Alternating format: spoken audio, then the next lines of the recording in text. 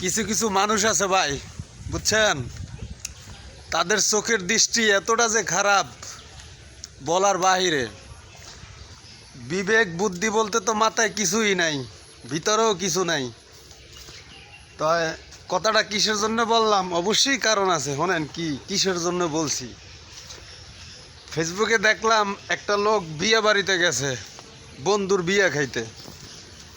এখন কনে পক্ষ তো বরযাত্রী আইলে গেট ধরে। এখন গেটে গিয়া সে ক্যামেরা অন করিয়া ভিডিও করতেছে। ওই জায়গায় উপস্থিত ছিল এক বিবাহিত নারী। আর সেই লোক বলতে আছে যে সে বিবাহিত নারীরে দেখা সে ক্রাশ খাইছে। এখন সে যেই কথাটা যে বলল, ঠিক আছে, তার ভিতরে কি একটু, তার মাথায় কি একটু মাল নাই যে এই জিনিসটা ভিডিও করে আমি ফেসবুকে ছাইড়া দিই?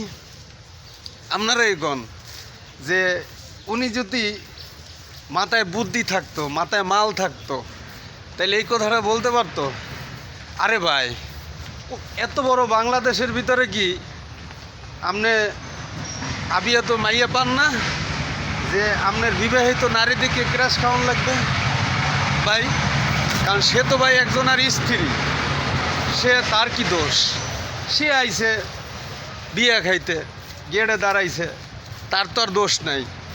আর তার চাওনি বা সে দাঁড়াইছে, আপনি হারে দেখা আপনি মায়া ভরে যাইবেন, কেরাস খাইবেন। আরে শালার কেরাস, শালার ফালার এই ধরনের লোক আবার ভিডিও কইরা ফেসবুকে ছাইড়া দেয়। কন কেরম লাগে ভাই? কন আমরা কোন দেশে বসবাস করি? বোঝেন কিছু? বোঝেন কিছু?